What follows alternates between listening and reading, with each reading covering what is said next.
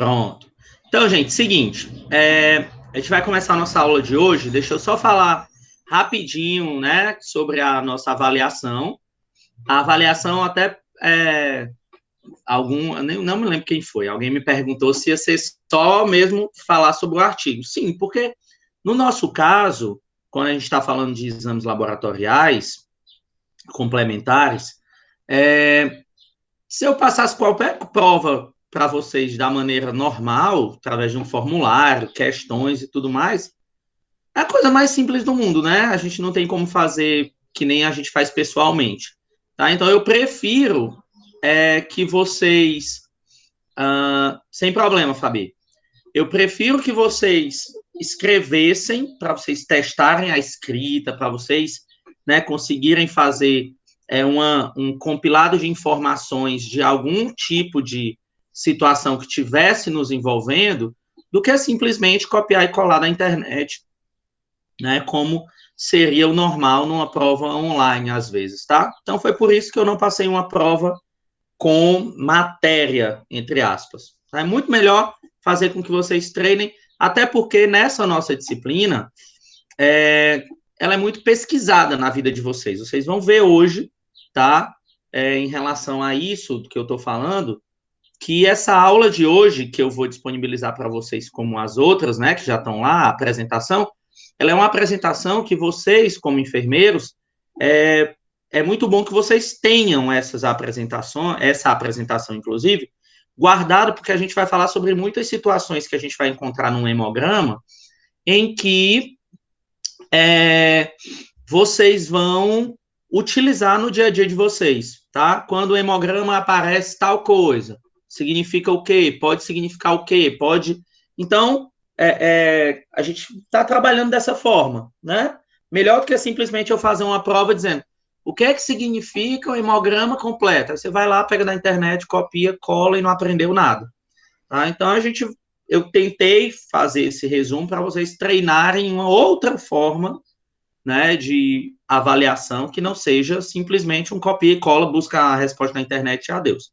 Tá? Então, foi mais ou menos esse sentido que eu pensei. Só um instantinho, gente.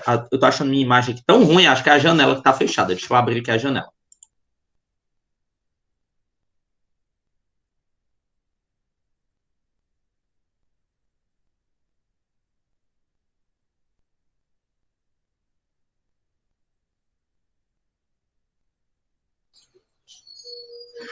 Pronto, clareou mais um pouquinho. Tava só a janela fechada. Agora tá melhor. Certo? Então, foi mais ou menos por isso que a gente falou sobre a prova. E aí, essa semana, já estou liberando a nota de todo mundo, se Deus quiser. Né? A gente tem até o dia 26, mas eu não quero chegar até o último dia, não. Tá? Só não postei ainda as notas, porque tem muita prova. Então, de outras disciplinas, né? Então, aí acaba que eu tô na correria nesse período de prova. Certo? Então, vamos lá, vamos começar. Vamos falar um pouquinho sobre algo tão importante que todo mundo nos pergunta, que todo mundo quer saber, que todo mundo, quando recebe, chama a gente para olhar, né? Para saber se está bom, se está ruim, o que eu vou morrer, né? O que esse hemograma está dizendo. Então, a gente vai falar um pouquinho hoje sobre o hemograma, tá? Pessoal, a gente vai dar eu vou dar para vocês, vou dar aqui a gente vai ter um resuminho sobre o sangue antes, né? Para a gente entrar no hemograma, a gente precisa entender um pouquinho sobre o que a gente está falando, certo? E aí, a gente vai dar uma olhada em relação a isso, sabendo que, primeiro, quando a gente está falando de hemograma, o que é hemograma? Como o nome está dizendo, o hemograma é uma avaliação do sangue. Então, se é uma avaliação do sangue, essa avaliação do sangue, eu preciso conhecer como é que o sangue funciona. O que ele tem, quais são as propriedades e o que cada diferença que apareça vai representar para mim ali naquele momento. Então, o sangue, pessoal, na sua composição, ele tem uma parte líquida, que recebe o nome de plasma. Então, quando a gente está falando, por exemplo, de uma transfusão de plasma, eu estou transfundindo a parte líquida do sangue, certo? E no plasma é onde estão mergulhados as células sanguíneas, que são os glóbulos vermelhos e os glóbulos brancos, além de fragmentos de célula que são chamados de plaquetas. Então, a gente tem os glóbulos vermelhos, e aí o glóbulo vermelho a gente chama de hemácia, os glóbulos brancos, que são os leucócitos, e as plaquetas, tá? Que são fragmentos ou pedaços de células. A gente tem essas 3 linhagens celulares que estão dentro do plasma. Elas estão mergulhadas dentro do plasma sanguíneo. E aí, nesse caso, como é que a gente dá uma olhada? Aqui a gente tem um tubinho que vocês conhecem muito bem. Quando ocorre a sedimentação, ou seja, o peso, né, da gravidade baixa as células sanguíneas, a gente tem essa separação. E essa separação, eu vou ter 55% de plasma e 45% do que a gente chama de elementos figurados do sangue, que são as hemácias, os leucócitos e as plaquetas, que estão todas aqui embaixo, nessa região mais escura. Tá? E aqui a gente tem o que nós chamamos de sangue total. Plasma e elementos figurados. Estou uma zoada aqui do computador. E elementos figurados juntos, certo? Então, o sangue ele é composto por essa quantidade.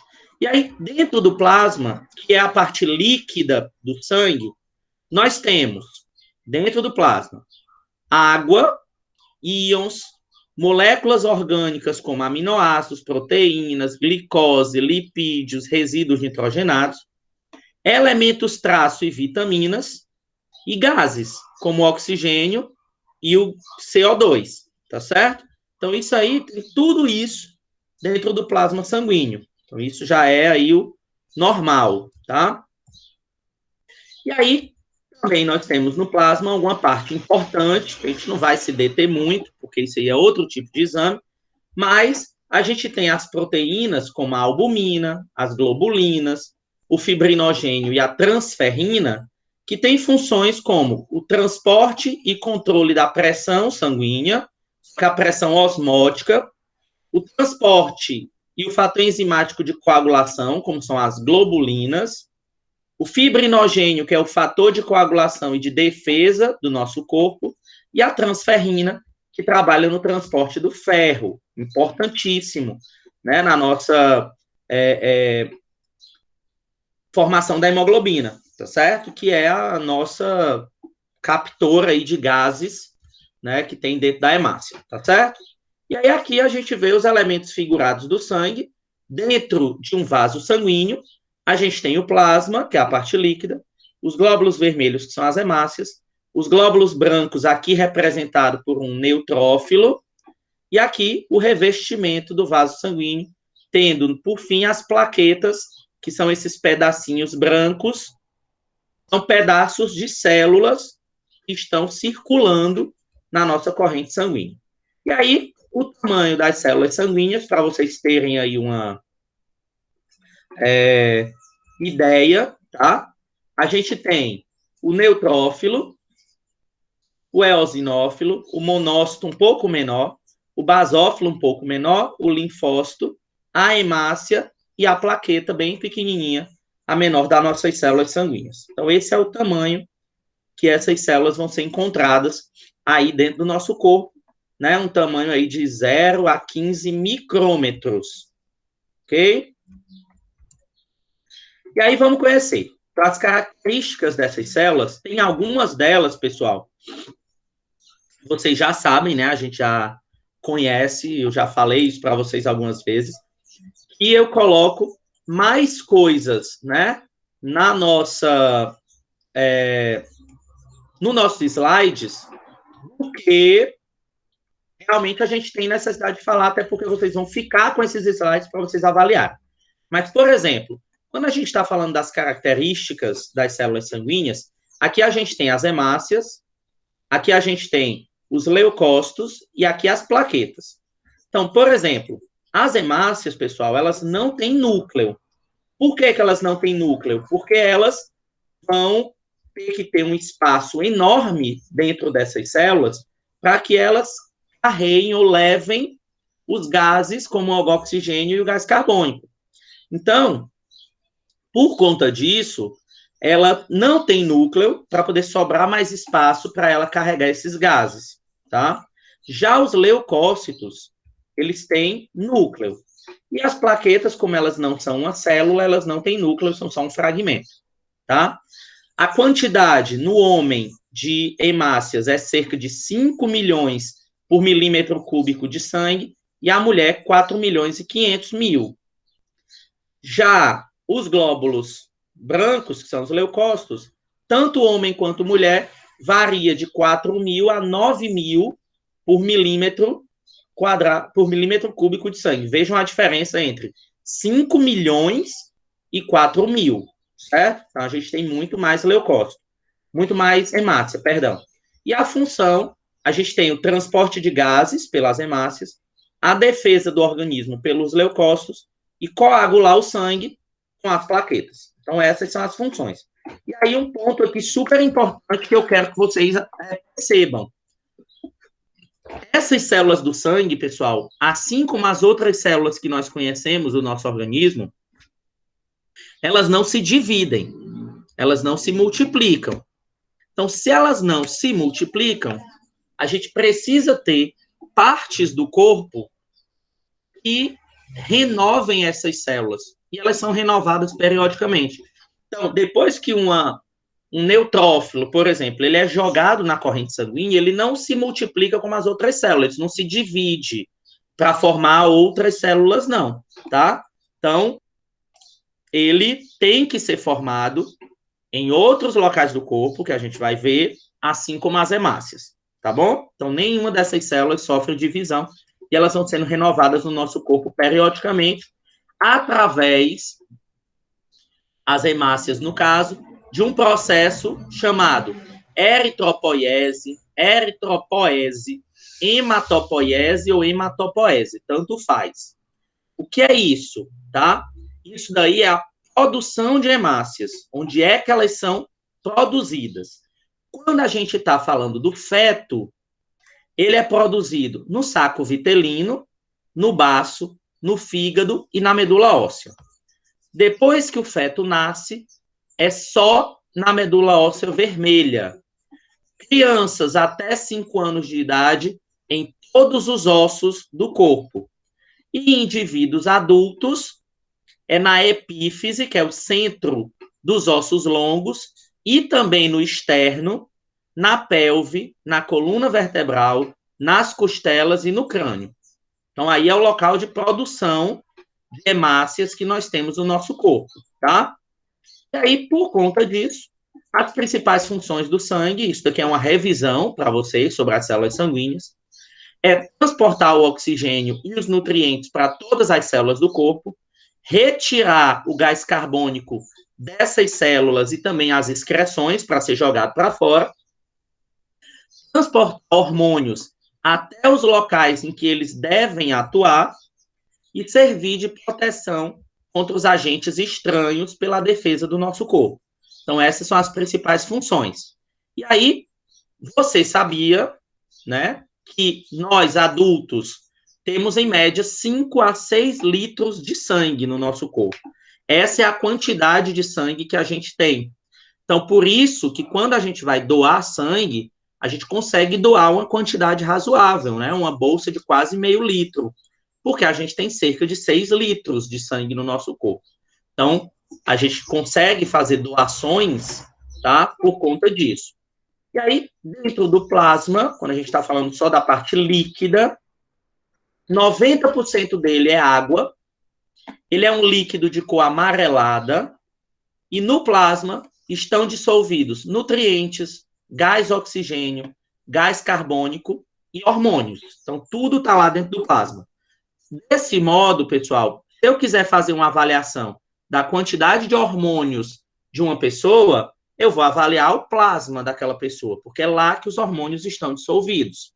Eu não vou avaliar a parte figurada do sangue, tá? Que são as hemácias e que são os leucócitos e plaquetas. Eu tenho que verificar o plasma. E aí, onde é que eles são produzidos? Vamos conhecer aqui as origens dessas células. Professor, por que é importante eu saber a origem, onde é que uma célula sanguínea ela é produzida? Porque, pessoal, a gente tem algumas doenças que elas envolvem diretamente os locais de produção das células sanguíneas, tá? E esse local de produção das células sanguíneas, a gente tem algumas doenças, como as leucemias, por exemplo, tá? Que podem influenciar nessa produção, o que influenciam nessa produção, e a pessoa vai ter, obviamente, doenças relacionadas à função daquela parte sanguínea que foi afetada.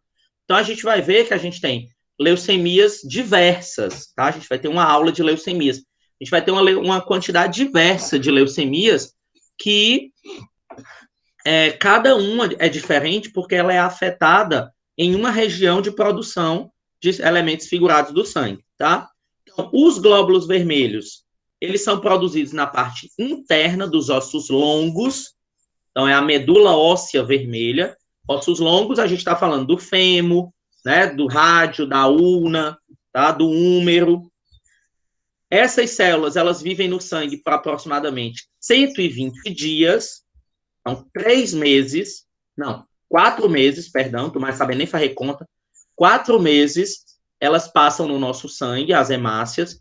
Depois de 4 meses, elas são destruídas no baço, no fígado e na própria medula óssea. Já os glóbulos brancos, eles se originam na medula óssea vermelha e em outros órgãos do corpo, como o baço e o timo. O timo, pessoal, tem esse nome, né, timo, e aí, por conta disso, ele dá o nome, por exemplo, de uma linhagem de células que são formadas, né, que são amadurecidas lá no timo, que a gente conhece muito bem, que são os linfócitos T, T de tatu, T de timo, tá? Então, o timo, ele é o órgão responsável pelo amadurecimento de um tipo de linfócito que é chamado de linfócito T, que é muito importante para a nossa defesa, tá? E o tempo de vida dos leucócitos, ele varia desde algumas horas até meses ou anos. É muito mais tempo do que as hemácias dentro do nosso organismo, tá? E aí esses glóbulos vermelhos, que também são chamadas de eritrócito ou hemácia, então nunca confundam. Quando eu estiver falando eritrócito, é a mesma coisa de hemácia, tá? Eritrócito, hemácia, glóbulo vermelho, é a mesma coisa. Elas são células em forma de disco, que não tem núcleo, repletas de molécula de hemoglobina, que é a proteína responsável pela cor vermelha do sangue. Então, quanto mais hemoglobina, mais vermelho é o sangue, tá? Aí você sabia que existe aproximadamente 5 milhões de glóbulos vermelhos por milímetro cúbico de sangue, que significa cerca de uma gota. Então, cada gota de sangue tem aproximadamente 5 milhões de hemácias. É muita coisa, não é verdade? Então, a gente tem uma produção de hemácia gigantesca, porque a cada 4 meses a gente tem que renovar todas as hemácias do nosso sangue. Então, se eu for fazer, tá, um cálculozinho aí, vamos supor, mais grosseiro, eu posso dizer que 1 ml tem 20 gotas de sangue. Então, em 20 gotas de sangue, tá, eu tenho vezes 5 milhões. Em 1 ml de sangue, eu tenho 100 milhões de hemácias. Se 1 litro tem 1.000 ml e eu tenho 6 litros de sangue, tá? Então, eu tenho 6.000 ml. Então, se eu multiplicar isso por 6.000, eu vou ter, sabe quantas hemácias no meu corpo, em média?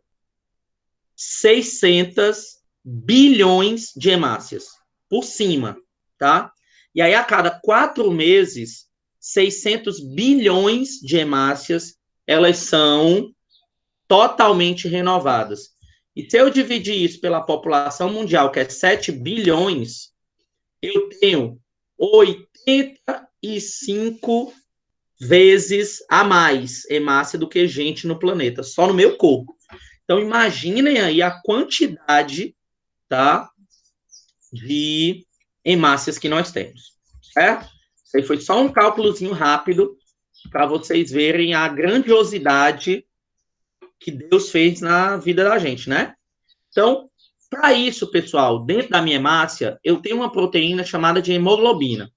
E essa proteína, ela contém ferro e tem a propriedade de transportar gás oxigênio. E também o gás carbônico, tá? Quando o oxigênio ele está ligado na hemoglobina, eu formo uma proteína chamada de oxihemoglobina, porque é o oxigênio que está ligado nela.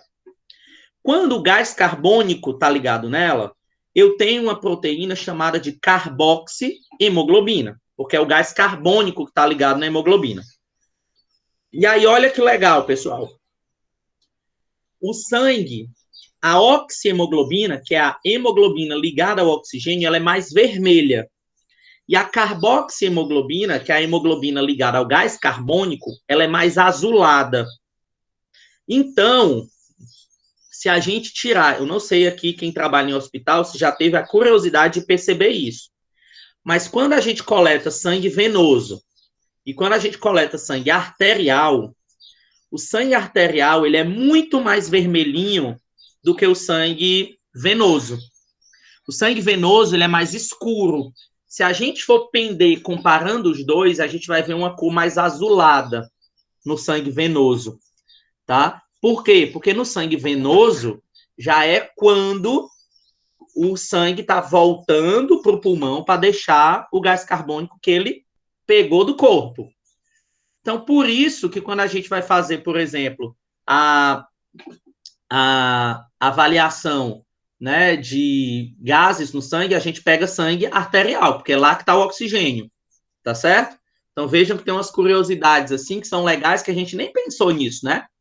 Mas, se vocês souberem, ó, quando a gente não consome alimento que é rico em ferro, como é o caso de carne vermelha, feijão, verduras com folhas escuras, como é o caso do espinafre, em quantidade suficiente, a quantidade de hemoglobina vai diminuir e vai causar uma doença que a gente conhece, chamada de anemia.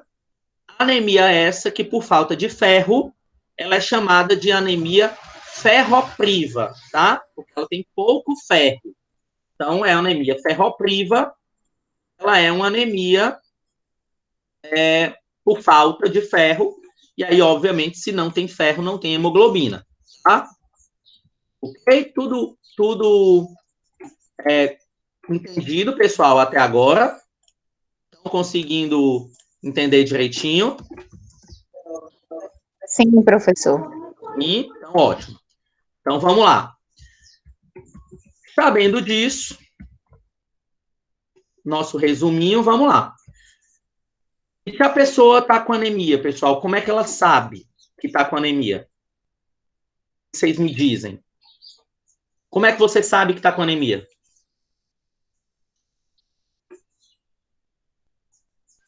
Professor, tem alguns sintomas, né?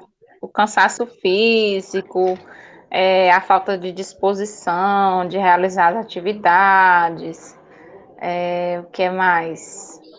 Eu não sei se a palidez está envolvida, professor, mas assim, falando de uma forma leiga, viu? Sim, mas agora falando de uma forma enfermeirica. Como é que a gente garante? Quando a gente, pelos sintomas que o senhor está falando, é isso? Não, a Não. gente faz o exame, não é não? Exatamente. Então, como é que a gente sabe que está com anemia?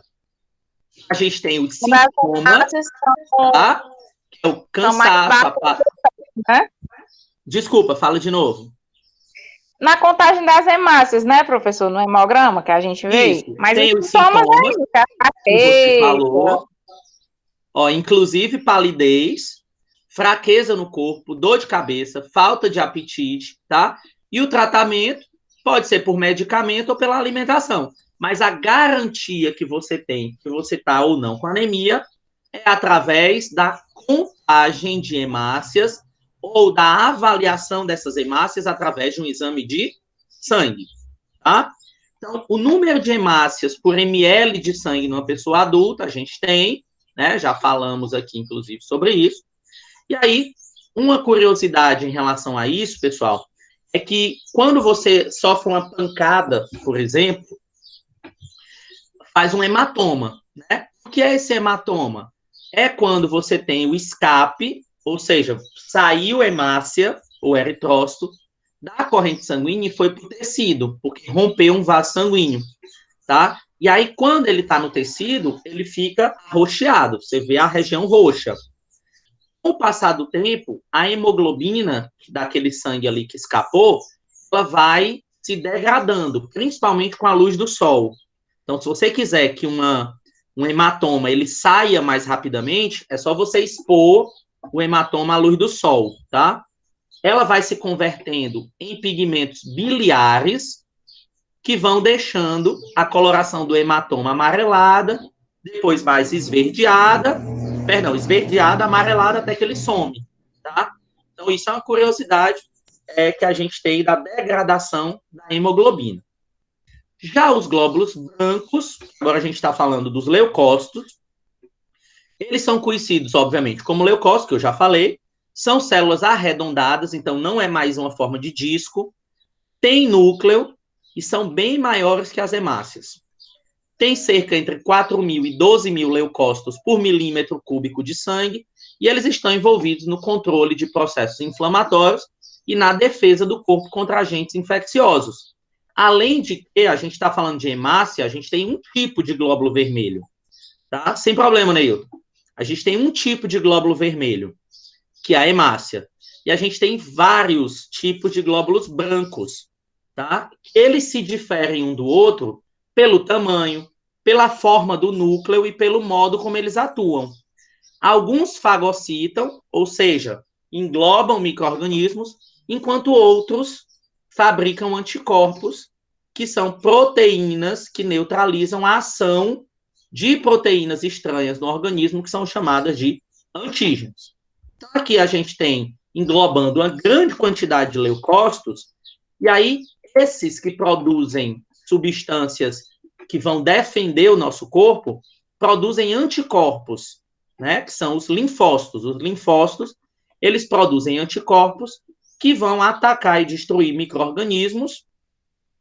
Esses micro-organismos, eles são identificados pela presença de antígenos, que são substâncias estranhas que entram no nosso corpo e que tem nesses micro-organismos e que são identificados pelos anticorpos, tá?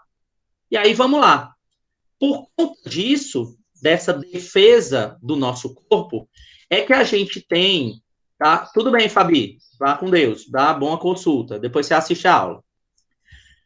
Por conta disso, pessoal, dessa defesa do nosso corpo, é que a gente tem, por exemplo, a produção de pus quando a gente tem um processo infeccioso. Então, ele é uma secreção amarelada com odor desagradável por conta de uma infecção, tá? Então, quando a gente faz uma análise dessa substância, ela é constituída de vários leucócitos destruindo. Então, eles estão se destruindo, eles estão se degradando. Ou seja, eles são os leucócitos mortos por conta da batalha, tá? E aí a gente tem ali leucócitos mortos, plasma, fragmentos de bactérias que foram destruídas, proteína e muitas substâncias orgânicas, tá? Então, por isso que ele tem um odor super desagradável. Então, o pus, ele é uma consequência de uma batalha entre os leucócitos do nosso corpo e os micro-organismos que invadiram, tá, aquele corpo. E aí, dentro dos leucócitos, a gente tem diversos. A gente tem os granulócitos, que a gente vai ver que eles possuem grãos no citoplasma dele, que são os neutrófilos, os eosinófilos e os basófilos. E a gente tem os agranulócitos, que não têm grãos no citoplasma, são lisos. São os monócitos e os linfócitos, certo? Então, aqui para a gente conhecer cada um deles, agora a gente já está entrando na parte do hemograma, vamos começar a falar sobre o que a gente pega o hemograma e dá uma olhada e vê o que tem lá, aquela numeração. O primeiro tipo são os neutrófilos. O neutrófilo, ele é uma célula granulosa. Então, aqui, ó, no citoplasma, a gente pode ver um monte de grãozinho, tá? Aqui é o núcleo, e aqui tem um monte de grãozinho mais arroxeado, que a gente pode ver, tá? E ele geralmente tem vários lóbulos no núcleo, tem vários segmentos. Esse daqui tem 4 nessa figura. Esse daqui só tem 2, ele está começando, tá, a se segmentar. Os eosinófilos, eles têm os grãos bem mais avermelhados. Então, tá aqui, ó. Então, a gente vê, diferente do neutrófilo, o grão do eosinófilo, ele é mais avermelhado e ele é mais forte, ele é mais grosseiro, tá certo? Já o basófilo, ele tem um grão mais arroxeado, obviamente que isso daqui é com coloração. Normalmente, a cor dele é transparente, né? Aqui é depois que ele foi corado, para a gente dar uma olhada, tá? Então, ó, ele tem um grão roxo, mas bem mais grosseiro do que o neutrófilo, que esconde muitas vezes o núcleo dele. A gente não consegue ver tão claramente quanto a gente vê no neutrófilo. Ele é mais escondido. O monócito, tá? Ele tem um núcleozinho parecido com caroço de feijão. Então, isso é um monócito, ele não tem grão. E o linfócito, ele tem o núcleo quase completando a célula inteira e bem pouquinho citoplasma quando a gente vê no microscópio. E ele não tem grãos, tá? Então, esses são os principais que a gente tem, né, dentro do nosso leucograma, que aí, quando a gente pega uma célula sanguínea para fazer um hemograma, que a gente faz a visualização na lâmina, a gente vê isso daqui, ó. Então, o que é que a gente está vendo aqui? Várias hemácias, que é esse que está marcado de A, tá? Que tem um monte de hemácias. Um neutrófilo, que é o B, ele tem vários segmentos no núcleo dele. A gente vê um eosinófilo, que é o C, que ele tem, ó, um citoplasma mais avermelhado do que o citoplasma do neutrófilo. Esse citoplasma avermelhado, eles são grãos, que a gente vai ver. O eosinófilo, ele é responsável, muitas vezes, pelas reações alérgicas. Ele libera esses grãos que tem no citoplasma dele, e a gente tem processos alérgicos, tá? E o D, a gente tem o linfócito, onde a gente tem um núcleo quase na célula toda e só um pedacinho de citoplasma aqui em cima. Então, aqui a gente está vendo 4 linhagens celulares. Na realidade, tem até 5 aqui, a gente pode ver, tá? Essa parte escurinha aqui, ó, pretinha que eu estou mostrando, são plaquetas, tá? Esses pontinhos pretos que tem aqui, ó. Então, a gente tem células vermelhas, células brancas e as plaquetinhas aqui, pequenininha, tá? Perdida aqui no meio do sangue, tá ok? E aí, plaquetas essas são responsáveis pela coagulação do sangue, porque ela evita a perda de sangue quando a gente se lesiona. E no sangue, a quantidade normal de plaquetas é de aproximadamente 300 mil plaquetas por milímetro cúbico. E o tempo de vida delas é bem curto, ela vive de 5 a 9 dias, já são logo depois repostas essas plaquetas no sangue, porque elas vão ser destruídas. Ok? Então, as hemácias 4 meses, as plaquetas de 5 a 9 dias, e os leucócitos podem demorar horas, dias, semanas, meses ou anos, tá? Isso vai depender se ele encontra ou não um agente invasor aí para ele destruir, tá? Aqui, pessoal, não é muito a nossa alçada, mas eu coloquei aqui no slide para vocês, depois vocês vão dar uma olhada. O esquema da coagulação sanguínea, isso daí vocês viram, né? Ou é para ver na fisiologia, então não vou entrar muito nessa seara, depois vocês dão uma olhada.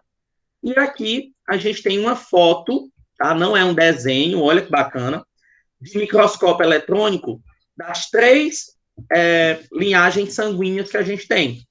Aqui a gente tem uma hemácia, então você pode ver que ela parece um disco e ela tem a parte central mais afundadazinha, então ela parece um disco mesmo. Aqui no centro, a gente tem uma plaqueta, ela é bem menor do que a hemácia, e ela possui várias, como se fosse pedaços, assim, os braços, né? E essa daqui é um leucócito, tá? O leucócito, que na superfície dele possui vários receptores que vão identificar o invasor. E ele é maior do que a hemácia, tá? Porque a figura aqui ele está mais para trás. Mas ele é maior do que a hemácia, certo? Aí, fazendo esse resumão sobre o sangue, vamos entrar aqui num ponto, né, importante para a gente, que é o hemograma, que é a nossa finalidade, tá, da aula de hoje. Então, o hemograma, pessoal, ele é nada mais, nada menos do que a avaliação das nossas linhagens sanguíneas. Esse hemograma, ele avalia a quantidade e a qualidade dos 3 grupos de células do sangue periférico, que são, primeiro, o hemograma ele é dividido em 3, porque, obviamente, ele vai avaliar os 3 principais grupos celulares. O eritrograma, que ele avalia as hemácias, então ele vai ver os glóbulos vermelhos, que são o que transportam oxigênio e nutriente para o corpo. Eu tenho o leucograma, que vou avaliar os glóbulos brancos do nosso sistema imunológico, e o plaquetograma, ou tá, a avaliação de plaquetas, que avalia a modulação da coagulação. Então, eu posso ter, né, o plaquetograma ou o coagulograma, que modula e avalia essa modulação da coagulação. Então, a gente tem essas 3 avaliações dentro de um hemograma. Como eu já falei numa aula para vocês, e quando a gente vai falar hemograma ele é hemograma. Não precisa falar hemograma completo, né? A gente tem esse errinho aí que a gente costuma dizer.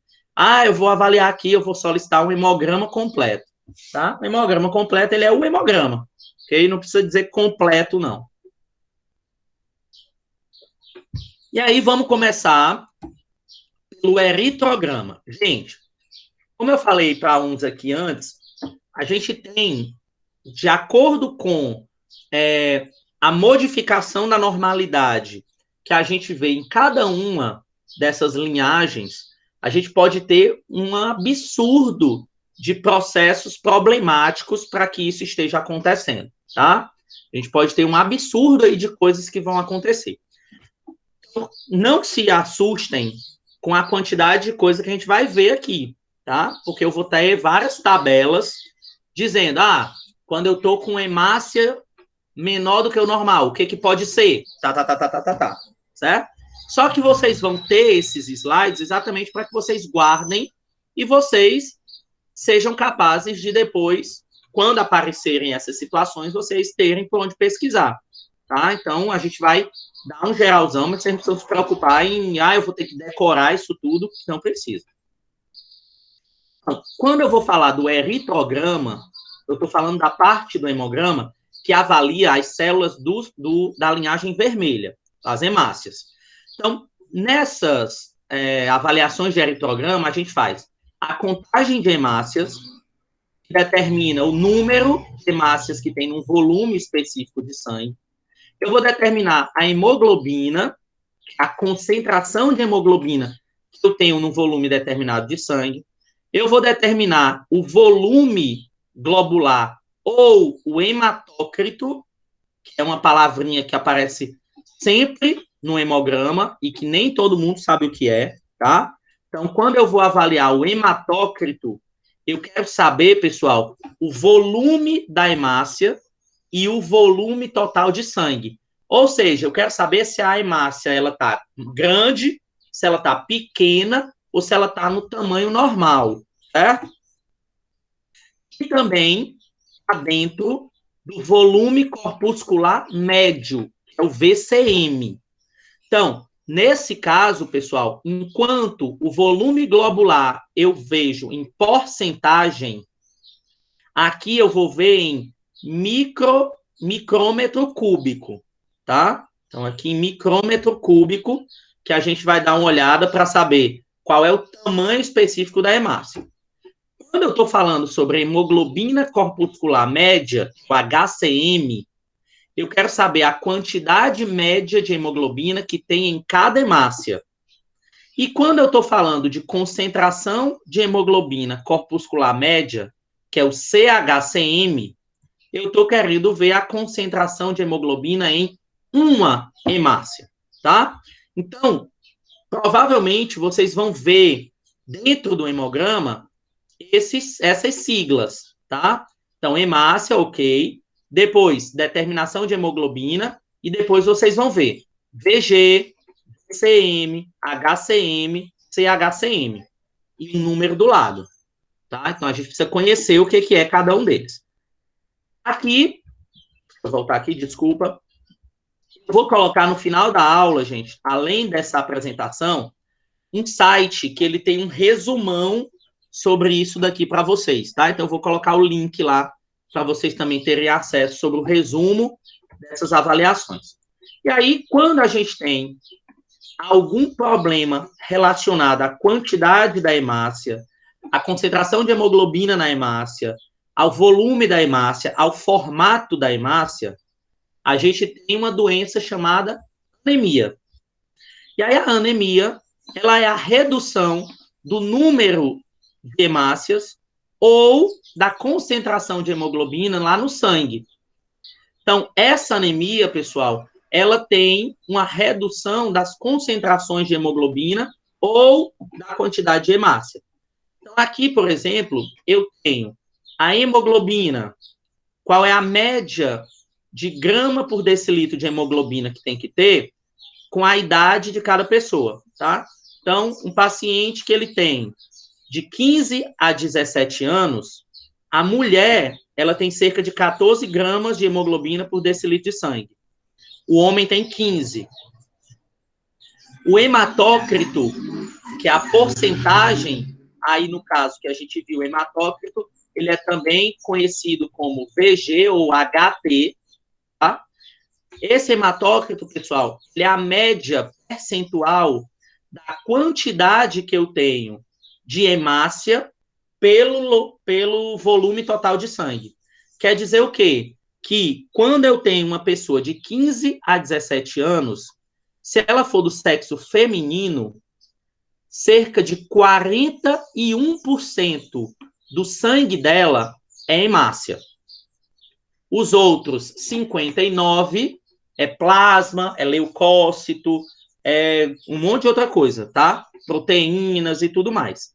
Mas 41% do volume total de sangue é só de hemácia, enquanto o homem, 46%, tá? E o VCM, que é o volume corpuscular médio, ou volume da hemácia, entre uma pessoa de 15 a 17 anos, na mulher, o volume médio é de 87 micrômetro cúbico de sangue. Se for homem, é de 86, tá? Então, vejam que tem pequenas diferenças entre o sexo a partir da puberdade. De 12 a 14 anos, a gente já tem diferença entre o sexo feminino e o sexo masculino, ok? Então, aqui tem uma tabelinha aí de hemoglobina, hematócrito e volume corpuscular médio para vocês terem acesso a isso. E aí, essas anemias, pessoal, elas podem aparecer com várias situações. A gente pode ter alterações na hemácia, como a anemia falciforme, onde a hemácia, ela vai estar, ó, desse jeito, tá? Em formato de foice.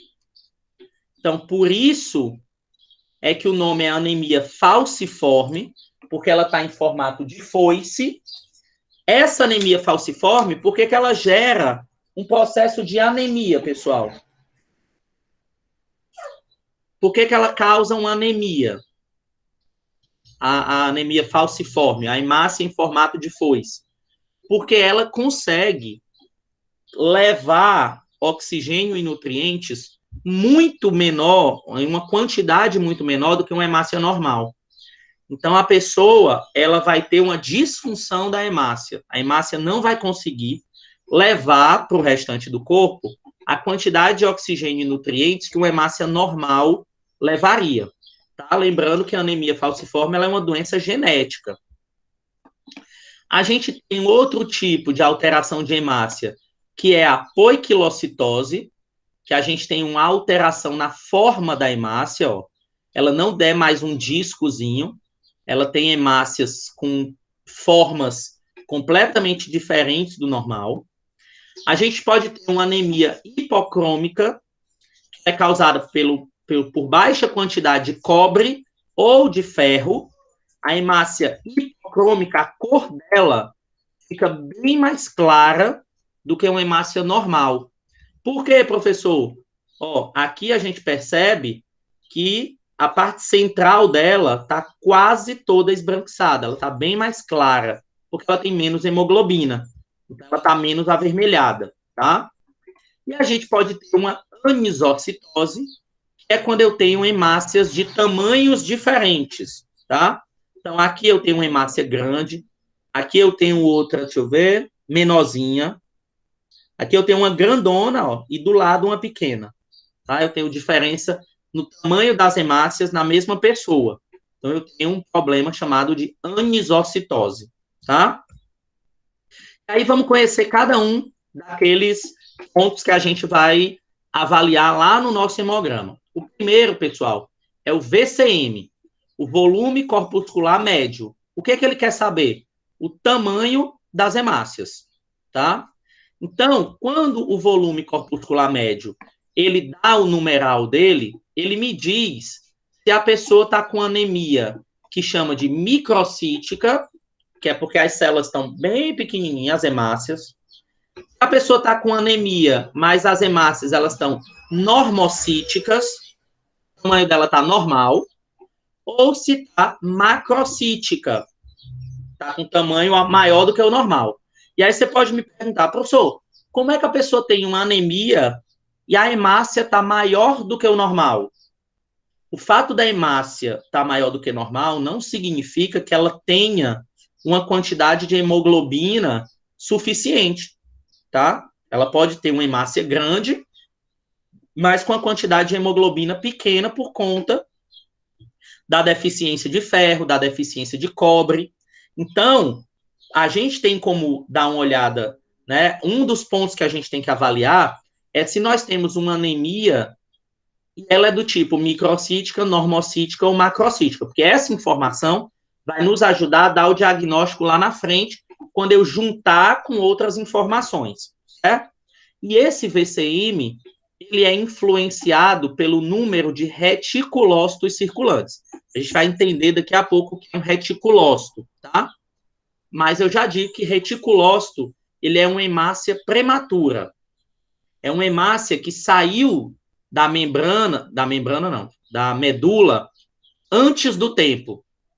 E aí, como ele saiu antes do tempo, ele está menor do que o normal.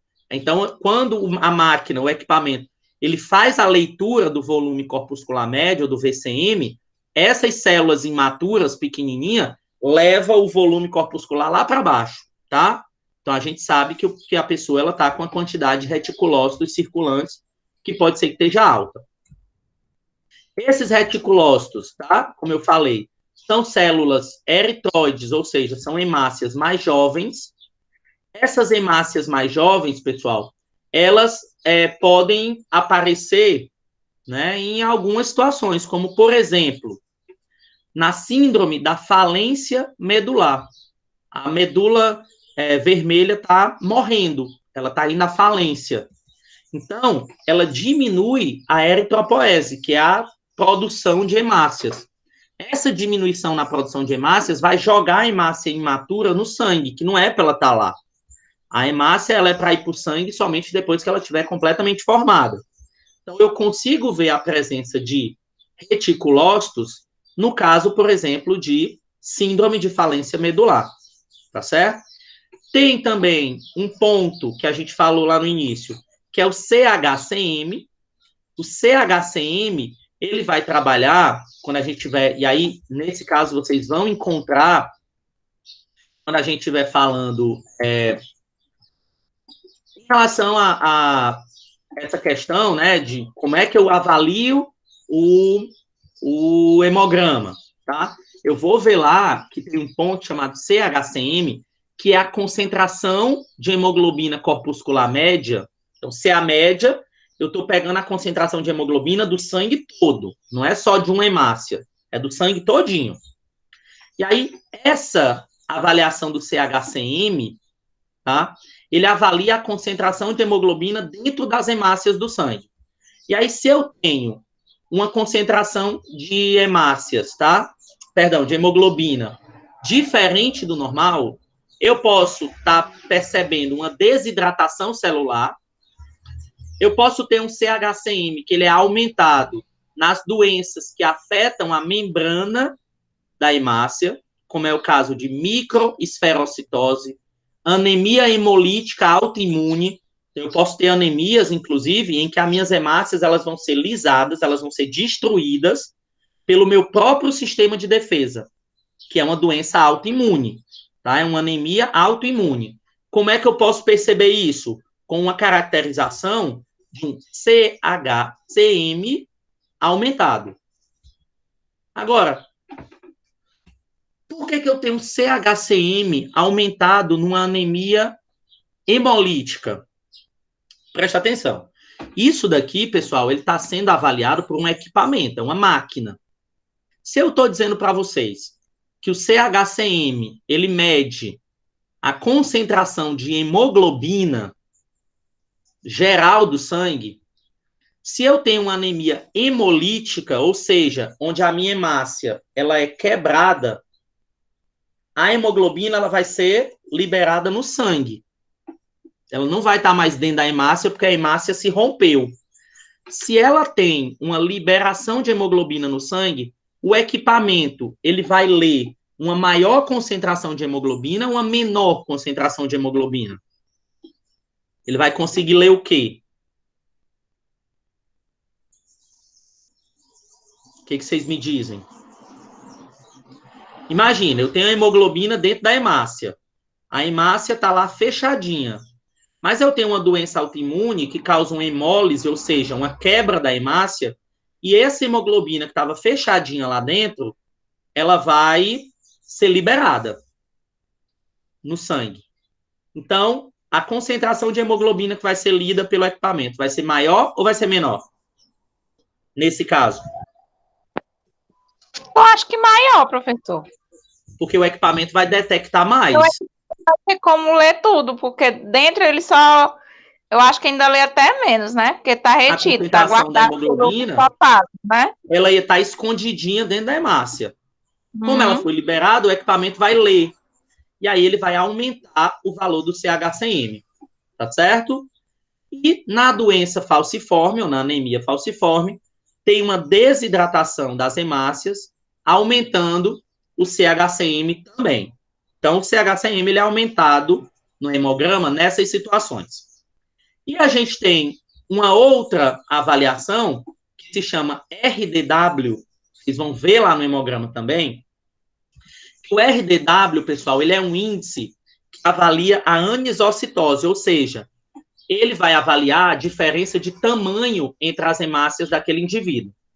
Ele varia de 11,5% a 14,5%, e ele vê se a pessoa está com uma alta anisocitose ou uma baixa anisocitose, ou se a pessoa não está com anisocitose, que é essa diferença no tamanho das hemácias. Tá? Então, o RDW, quando ele está alto, quando ele está elevado, significa que no meu sangue eu estou com muitas hemácias de tamanho diferente circulando. Então, isso pode indicar uma hemácia que está com problema na sua morfologia, né? Então, eu tenho hemácias maiores, menores, com problema na morfologia. E aí, quando é que eu encontro, por exemplo, um RDW aumentado? Eu encontro na carência de ferro, eu encontro, porque a falta do ferro, né, ele impede a formação da hemoglobina normal, levando à formação do hemácia de tamanho menorzinho, tá? Então, na carência de ferro, por exemplo, eu posso encontrar um RDW aumentado. E aí, obviamente, eu vou guardar essa informação para juntar com as outras e unindo com outras informações do hemograma, eu vou chegar no diagnóstico daquele paciente. tá? Então, uma tabelinha para vocês guardarem. Aqui o diagnóstico diferencial das anemias, baseado no tamanho da hemácia. Então, quando eu tenho uma anemia normocítica, ou seja, as hemácias estão de tamanho normal, em que casos eu posso encontrar uma anemia que a hemácia está normocítica? Anemia hemolítica congênita, anemia hemolítica adquirida, perda de sangue aguda, ou seja, a pessoa sofreu um acidente, perdeu muito sangue, anemia de doença crônica, insuficiência renal, tá? Então, aqui tem algumas situações em que a pessoa está com anemia, mas quando ela olhar o hemograma, o tamanho da célula vermelha vai estar normal.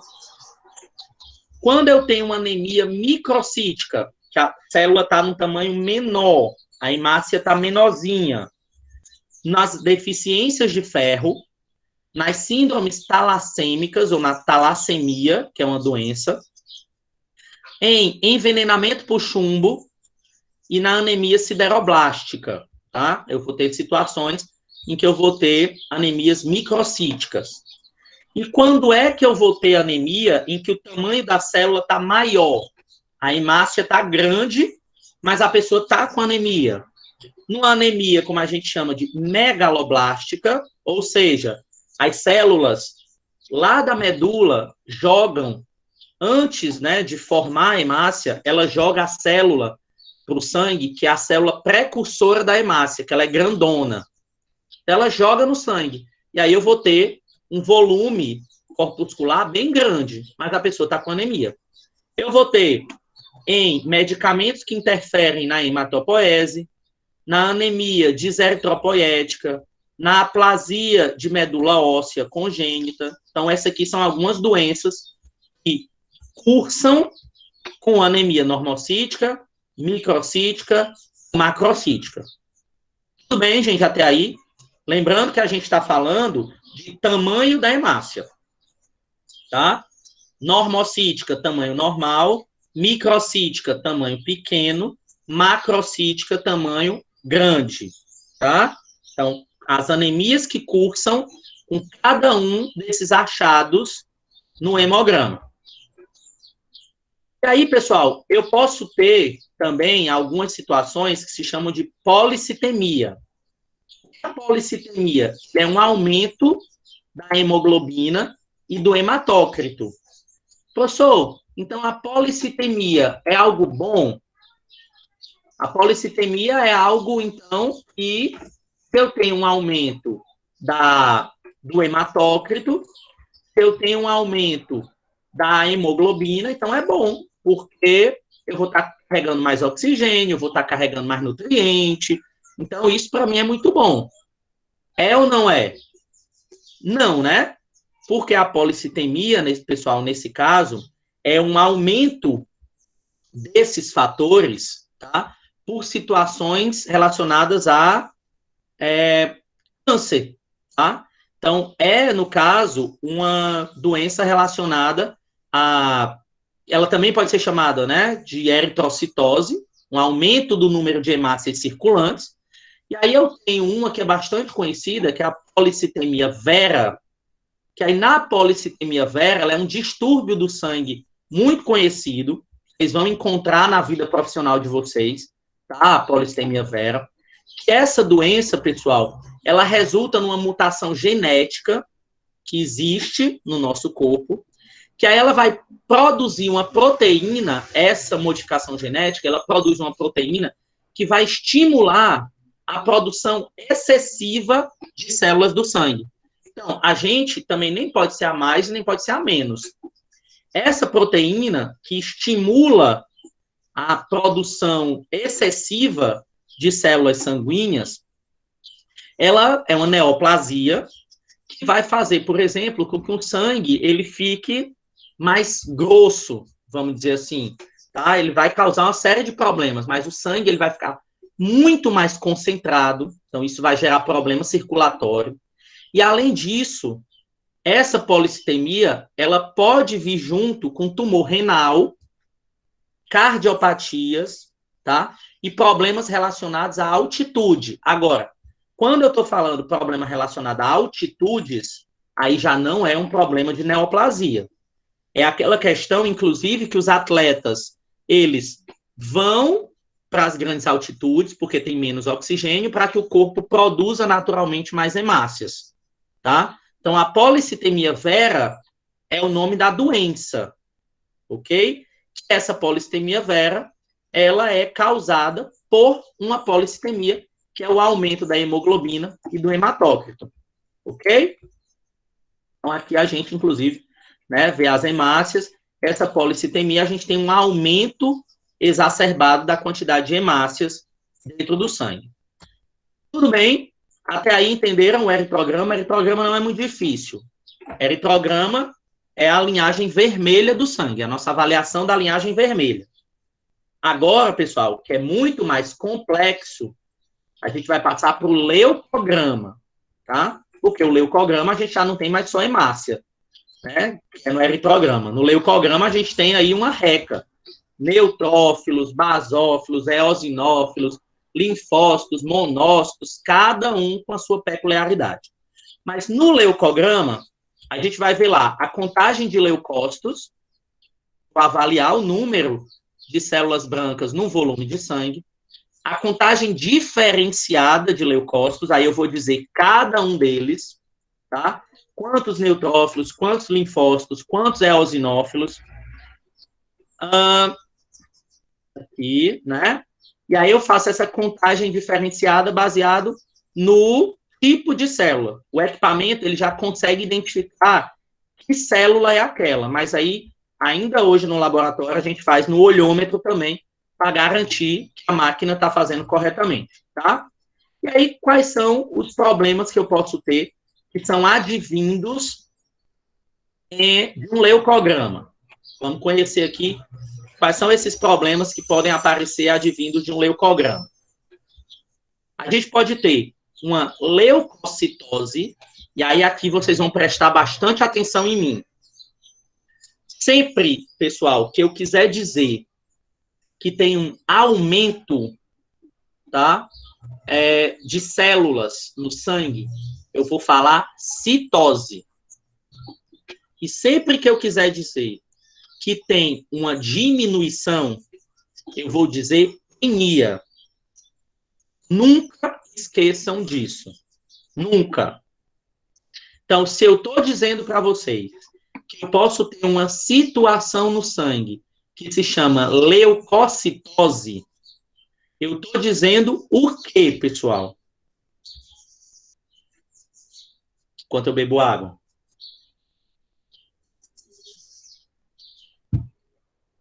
Uma leucocitose significa o quê, Neilton?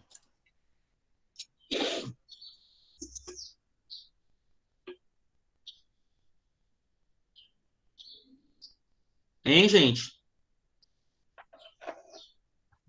Aumento do leucócito, professor. Exatamente. Então, o aumento da quantidade ou da concentração de leucócitos no sangue, tá? Então, isso é uma leucocitose.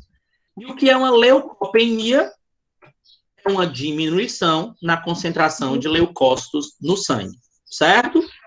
Então, quando eu tenho uma leucocitose, pessoal, que é o aumento da quantidade de leucócitos no sangue, ela pode ser uma resposta para a fase aguda de várias doenças. Ou seja, quando a pessoa ela está com o processo infeccioso acontecendo ali naquele momento, tá?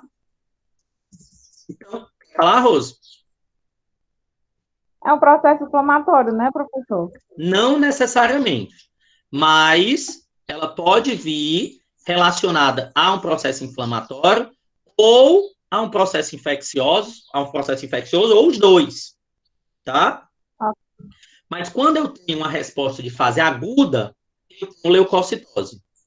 Ou então, eu posso ter uma leucocitose quando eu tenho uma leucemia. Que aí a leucemia, ele é um problema neoplásico, cancerígeno, que relaciona a produção, a formação das células brancas do sangue, que são os leucócitos. Então, eu posso ter uma leucemia, por exemplo, a uma leucemia que ela aumenta de forma maluca a quantidade de monócitos no sangue, a quantidade de basófilos no sangue, a quantidade de neutrófilos. Então, eu vou ter uma leucocitose, um aumento, mas aí é por quê? Porque a minha produção de células brancas está enlouquecida por conta da leucemia. Tá? E quando é que eu posso ter uma leucopenia, uma diminuição na quantidade de leucócitos?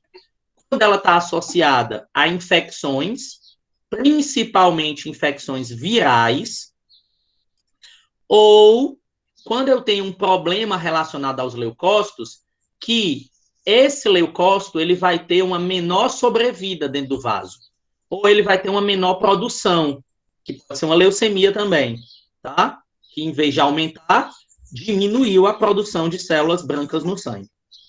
E eu tenho um outro ponto, que é muito comum da gente encontrar em hemograma, que é o desvio à esquerda. O que é o desvio à esquerda, pessoal? O que é que eu digo desvio à esquerda? Deixa eu ver se esquerda, vocês estão vendo, eu não sei se eu estou apontando para a direita ou para a esquerda, mas enfim. Geralmente, quando a gente está mostrando uma figura de amadurecimento das células, a gente começa com a célula imatura, aí passa por uma célula um pouquinho mais madura, passa por uma mais madura, até que chega na que a gente quer. Então, quando eu digo desvio à esquerda, significa que eu estou tendo no meu sangue uma maior concentração de células imaturas, de células que não estão maturadas, tá? Então, as células mais jovens estão sendo liberadas no sangue, que não era para estar sendo liberada no sangue, tá?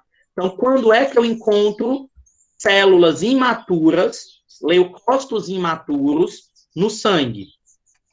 Quando a gente tem, por exemplo, a presença de bastões e células jovens, quando é uma resposta inicial da medula a um processo infeccioso, ou seja, a medula percebe que está tendo um processo infeccioso, ela joga tudo no sangue. Os leucócitos que estão maduros, que estão imaturos, ela sai jogando tudo, para poder tentar debelar aquela infecção, tá? Aí, esses leucócitos começam a se proliferar na medula e são jogados no sangue de forma precoce, tá? Lembrando a palavra, de forma precoce, tá? Por conta de um processo infeccioso que pode ter aparecido ali naquele momento. Então, joga o que tem para ver se consegue combater esse processo infeccioso. Então, a gente pode encontrar um desvio à esquerda nesses casos, tá? Células imaturas, leucócitos imaturos na corrente sanguínea, em sangue periférico, que não é para ter. Então, se tem uma quantidade muito grande, tem algo acontecendo, tá certo? E aí, quando eu faço uma leucometria, ou seja, eu vou medir a quantidade de leucócitos, eu vou ver de um por um. Então, neutrófilo, qual é a função do neutrófilo, tá? Ele tem a função de fagocitose, ele representa a nossa primeira linha de defesa contra as bactérias. Quando a bactéria entra em contato com o nosso corpo, o leucócito já vai para cima. No sangue periférico, tá? A meia-vida dele é de 6 a 10 horas, porque ele está na linha de frente. Então, o neutrófilo é aquela célula do sangue que ela está ali, ó, combatendo todas as bactérias que entram em contato com a gente. E aí, pessoal, as bactérias, elas entram em contato com a gente toda hora. Quando eu faço isso aqui, ó, milhões de bactérias acabaram de entrar no meu sistema respiratório. Quem é que vai combater essas bactérias? Os neutrófilos, tá? Então, por isso que a gente não vive doente. E eles movem-se no por marginal da circulação, saindo do vaso sanguíneo para o tecido, porque ele sempre fica na margem do vaso, porque a qualquer momento ele tem que sair do vaso sanguíneo para ir para um tecido combater um agente infeccioso, uma bactéria que entrou ali no nosso organismo, tá? Então, como é que esse leucócito, que é o neutrófilo, ele é formado? Só para vocês conhecerem, quando eu digo desvio à esquerda, eu estou dizendo o seguinte, ó, lá na medula óssea vermelha, ele começa com uma célula chamada mieloblasto. Isso aqui vocês não precisam decorar, tá? Começa a célula, a medula óssea vermelha, ela produz uma célula chamada mieloblasto. Esse mieloblasto se transforma em promielócito, depois se transforma em mielócito. Depois ela começa a amadurecer. Então, ela se transforma em metamielócito, depois em bastonete e depois em neutrófilo. Quando ele se transforma em neutrófilo, ele é jogado no sangue para ser um neutrófilo circulante. Quando eu digo para vocês que no hemograma a gente vê que tem um desvio à esquerda, significa o quê, professor? Que no sangue tem muita quantidade, mais do que era para ter, de bastonetes, de metamielócito, que não era para estar no sangue, ele é para estar na medula, mas ele apareceu no sangue. Então, provavelmente, a pessoa está com uma infecção, onde a medula óssea jogou isso daqui no sangue para aumentar o meu exército, mesmo que o exército ainda não esteja amadurecido. Eu estou pegando as crianças e estou jogando no meio da guerra, que não era para ser, mas é um ato desesperado aí para poder combater aquela infecção, certo? Quando é que eu tenho uma neutropenia, que é uma diminuição do número de neutrófilos? E aí eu não vou me ater, pessoal, com vocês, né? A gente não termina hoje, na quantidade, tá? Aqui de neutropenia. Vou falar só o primeiro, mas nos outros vocês já vão perceber isso. Quando é que eu tenho uma neutropenia leve? Quando eu tenho entre 1.000 e 1.500 neutrófilos por microlitro de sangue. Quando é uma neutropenia moderada, quando eu tenho de 500 a 1.000 neutrófilos por microlitro. E quando é que eu tenho uma neutropenia grave? Quando eu tenho menos de 500 neutrófilos por microlitro de sangue. Tá? Então, vocês vão ver isso em todas as linhagens das células brancas.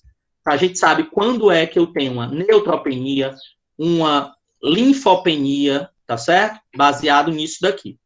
E aí, quando é que eu posso ter causas de neutropenia? Neutropenia eu posso ter na anemia de Fanconi, na anemia plástica, na síndrome mielodisplásica, na síndrome de Schwarzman, na digenesia reticular. Então, são várias doenças, tá? Que podem cursar com neutropenia. E essa neutropenia, pessoal, é quando, essas aqui de cima, é quando eu tenho um defeito na célula mieloide, ou seja, nessas daqui, ó, ou nas células progenitoras, que é o mieloblasto, tá? Então, eu formo naquela pessoa essas síndromes ou essas anemias. E quando é que eu posso ter uma neutropenia, ou seja, uma diminuição na quantidade de neutrófilos por fator extrínseco, ou seja, pelo nosso dia a dia, por fatores ambientais, fatores que não necessariamente são nossos, tá? Por conta de uma infecção, por medicamentos, eu posso ter uma neutropenia neonatal, autoimune, imunodeficiência, como é o caso da infecção pelo HIV, deficiência de vitamina B12 ou ácido fólico, tá? Então, eu posso ter aí, nesse caso, cursar com uma neutropenia quando eu olho o exame daquele paciente, certo?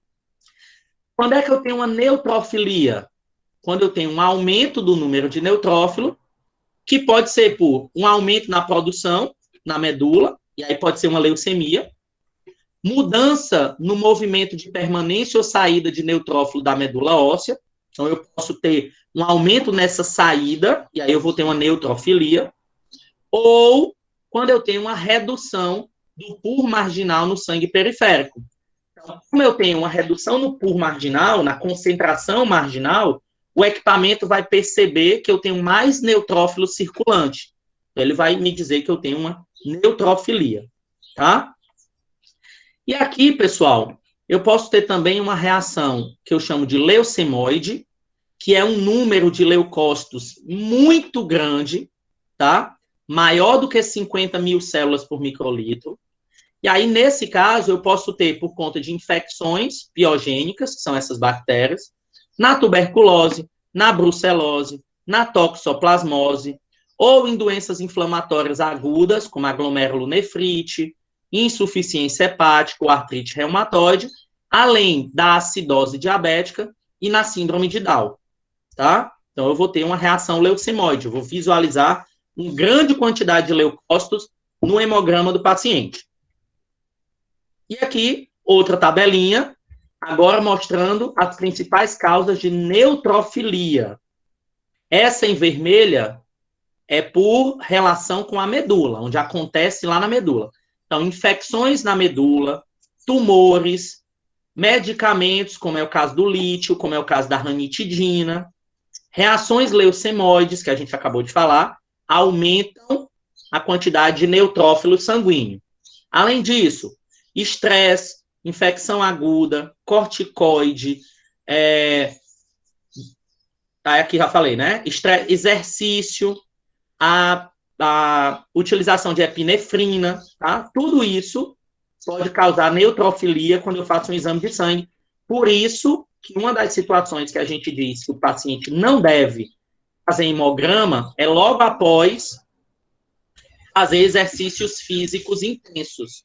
Então, o paciente ele não deve fazer exame de sangue depois de ter feito exercício físico, que vai dar uma neutrofilia, e aí pode parecer que o paciente está com alguma doença. Na realidade, não está, tá? Foi só por causa do exercício. Eosinofilia, que é um aumento da quantidade de eosinófilos. Eu vou encontrar, gente, isso daqui é clássico, tá? É clássico. Quando você pegar um exame de sangue e você vê que a quantidade de eosinófilos está aumentada, significa algumas situações. A mais grave pode ser uma neoplasia ou um câncer.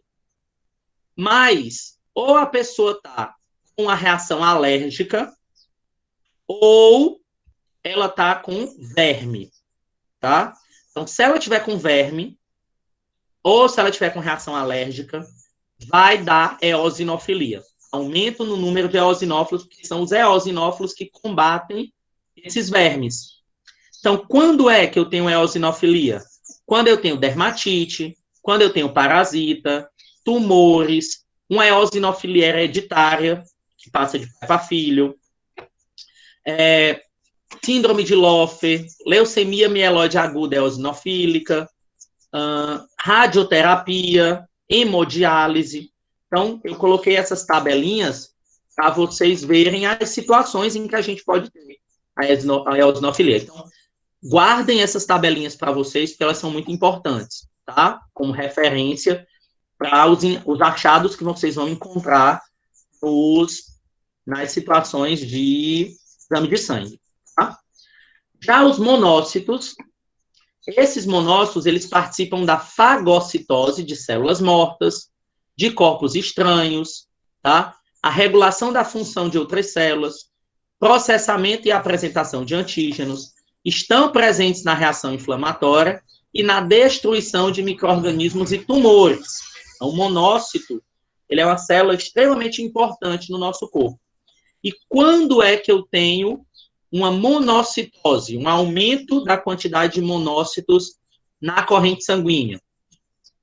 Quando eu tenho desordens hematológicas, como é o caso do linfoma, eu posso ter colagenoses, que são doenças relacionadas ao metabolismo do colágeno, como é o caso do lúpus eritematoso sistêmico, que é uma doença autoimune, artrite reumatoide, quando eu tenho colite ulcerativa, quando eu tenho infecções como endocardite bacteriana, tuberculose, sífilis, algumas infecções por protozoário, rickétsias, que é uma bactéria, febres de origem desconhecidas, carcinoma, que é um tipo de câncer, envenenamento por lítio, que aqui estava faltando.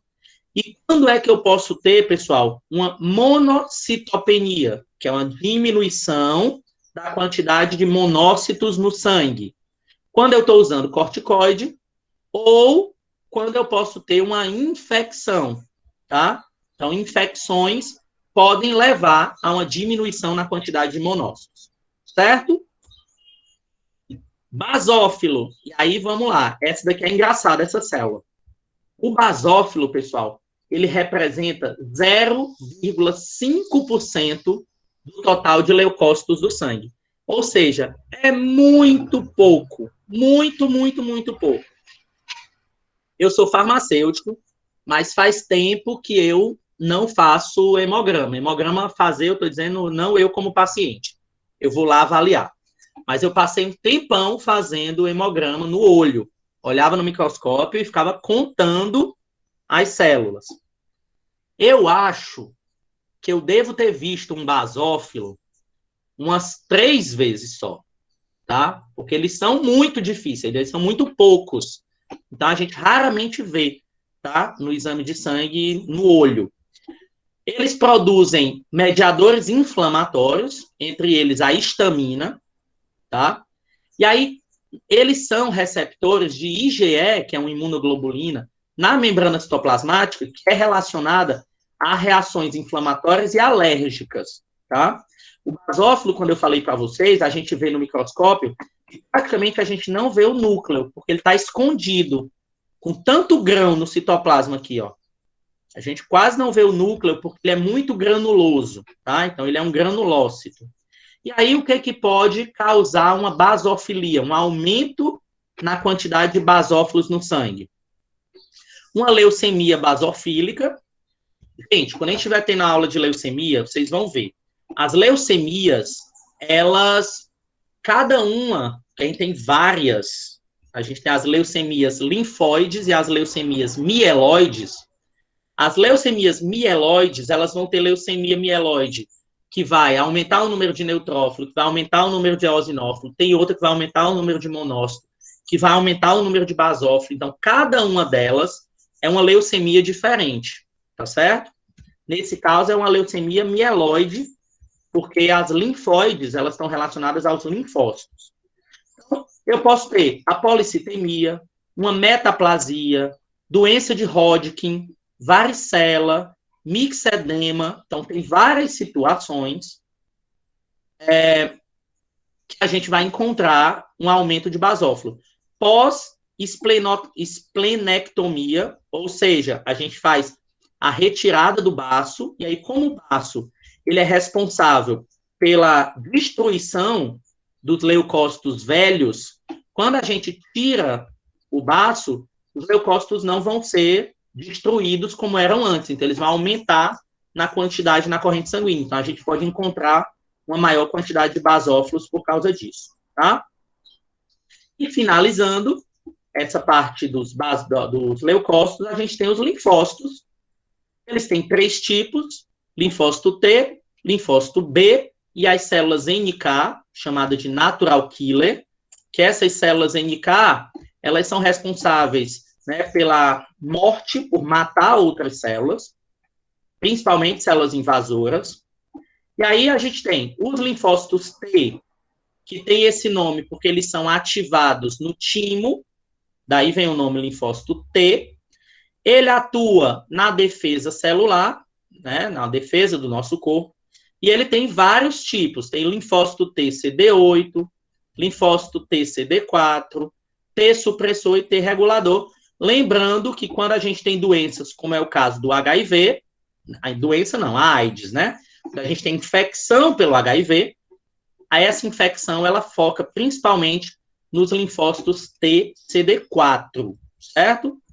A gente tem os linfócitos B, que são responsáveis pela produção de anticorpos, e a gente tem as células natural killer, que elas participam da imunidade celular, ela tem uma resposta rápida, e aí, quando a gente tem uma invasão, rapidamente essas células já vão lá para fagocitar os invasores.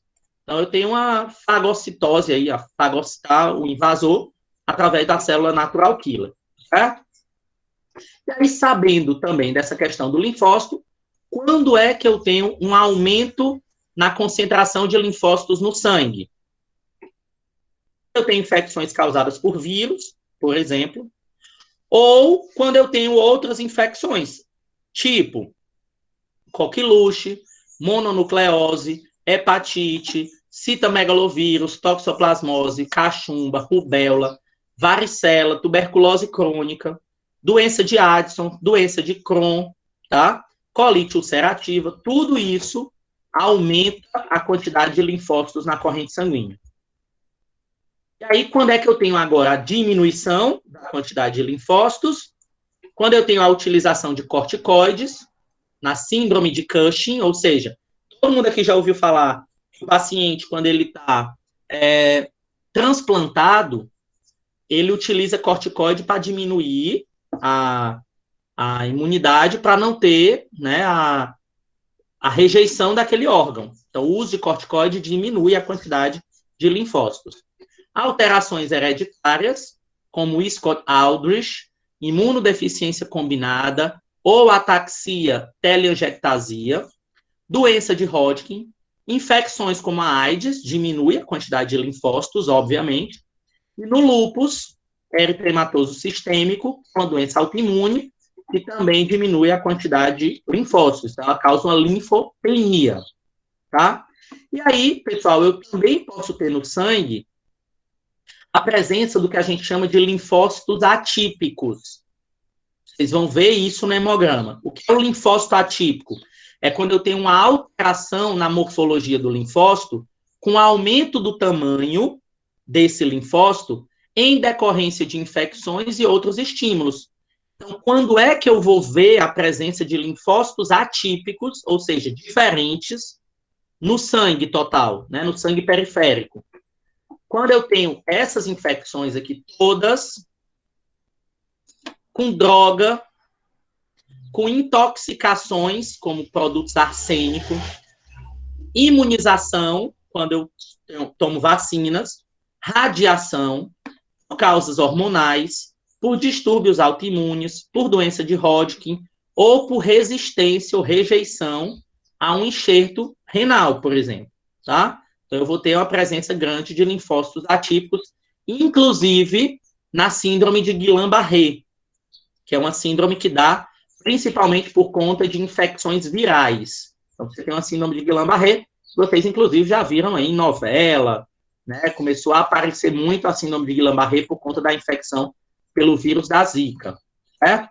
E aqui a gente tem umas figurinhas, a coisa mais linda e mais mimosa do planeta. Aqui a gente tem células sanguíneas como as hemácias aqui atrás, mais clarinhas. Aqui, um neutrófilo com vários segmentos. Aqui, um eosinófilo com a parte avermelhada do seu citoplasma bem característica. Aqui a gente tem um linfócito com o núcleo redondo, quase na célula toda. Aqui a gente tem um basófilo, que ele tem vários grãos arroxeados que cobrem quase o núcleo inteiro, que a gente não consegue ver direito. E a gente tem um monócito, que é uma célula maior, é a maior das células, com um núcleo em forma de C ou de caroço de feijão, né? Então, a gente tem essas caracterizações aí das células, ó. Aqui as plaquetas, redondinhas e bem miudinhas. Aqui tem uma plaqueta também, aqui tem outra, aqui tem outra. E aqui um monócito, ó, que tem o núcleo parecido com um carocinho de feijão. Parece um C, uma castanha de caju, né? Ok. E, finalmente, chegamos na última linhagem do sangue, que são as plaquetas. As plaquetas são o menor componente, elas são os menores componentes celulares que a gente tem, tá? Elas são os menores. Elas são fragmentos citoplasmáticos sem núcleo. Como assim, professor? As plaquetas, pessoal, elas surgem de uma célula gigantesca, tá? Lá na medula. E essa célula, ela se destrói inteira. E cada pedaço dessa célula, ela se transforma numa plaqueta. Ela tem como valor normal de 150 mil a 400 mil plaquetas por milímetro cúbico de sangue. E eu posso ter uma trombocitopenia, ou seja, quando eu tenho uma quantidade de plaquetas diminuída, uma plaquetopenia, também eu posso dizer esse nome, quando eu tenho um valor de plaqueta menor do que 150, e eu posso ter uma trombocitose quando eu tenho valores de plaquetas acima de 600 mil. Então, a trombocitopenia menor do que 150 mil e a trombocitose maior do que 600 mil. E aí, quando é que isso pode acontecer? Quando é que eu posso ter um aumento na quantidade de plaquetas? Eu posso ter na policitemia vera, como a gente falou, porque ela é uma doença cancerígena.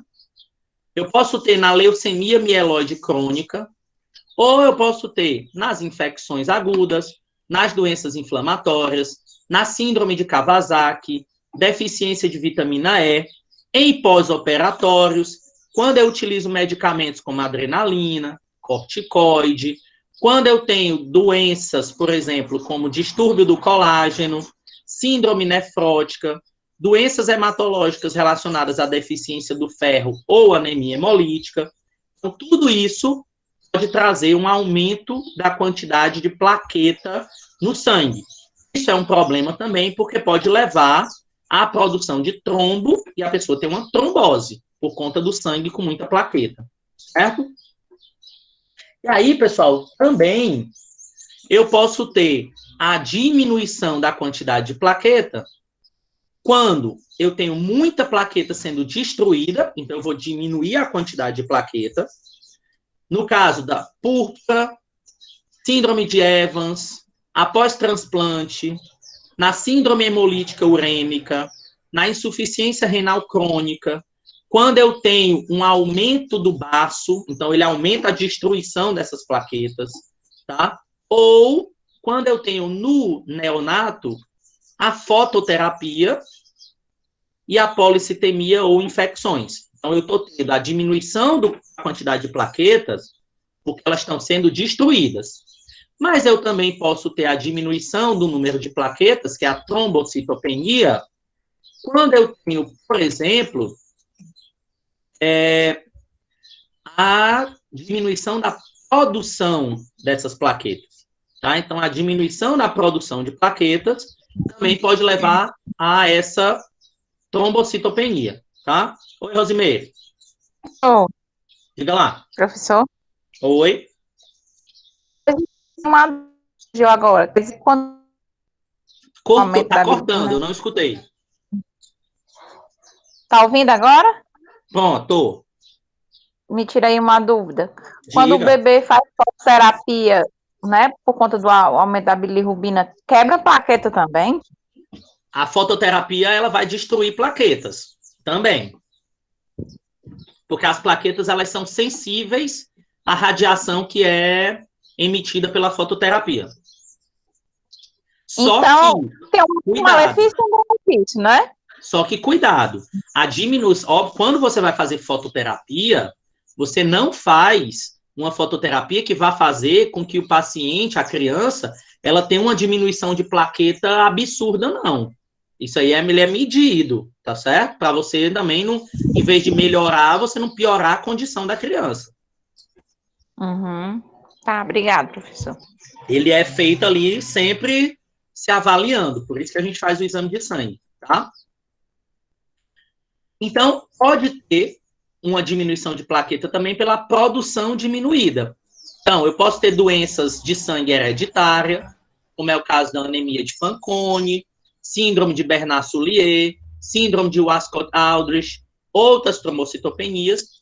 Eu posso ter problemas genéticos, como a trissomia do 13, do 18 ou do 21, que é a síndrome de Down, distúrbios metabólicos, anemia aplásica, infiltração de medula óssea, droga, radiação ou deficiência de vitamina B12, ácido fólico. Também pode causar uma diminuição na quantidade de plaquetas, tá? Então, isso tudo que a gente viu, pessoal, foi no hemograma, que ele é feito através de um equipamento que faz a contagem, que faz a verificação, as medições, e a gente também tem o profissional que faz a avaliação junto ao microscópio para poder a gente ter a garantia de que o exame está certo. Essa avaliação no microscópio, ela é feita através de um esfregaço. O que é um esfregaço? Você pega uma gota de sangue e faz um esfregaço numa lâmina para poder a gente olhar no microscópio. E quando a gente olha, para que serve o esfregaço? Para a gente avaliar a morfologia dessas células, como é a forma, tá? se ela tem alterações morfológicas leves, moderadas ou intensas, se as hemácias elas estão hipocrômica, tá bem clarinha, se ela tem policromasia, tem várias hemácias de cores diferentes, uma mais avermelhada, uma mais clara, uma de coloração média, se elas têm diferença no tamanho entre umas e outras, se elas estão pequenas, se elas estão grandes, se elas têm formatos bem malucos, tá? Que a gente tem esferócito, que a hemácia está redonda, esquizócito, que a hemácia está achatada, espiculada, que a hemácia está cheia de ponta, tá certo? Crenada, que a hemácia está bem murcha. A gente tem várias situações que a gente pode encontrar, cada doença com um tipo de avaliação diferente. E isso, muitas vezes, a gente só consegue ver no microscópio. Então, eu tenho que fazer o esfregaço sanguíneo para poder avaliar, tá? E aí, quando é que eu tenho patologias associadas às alterações de hemácias no esfregaço?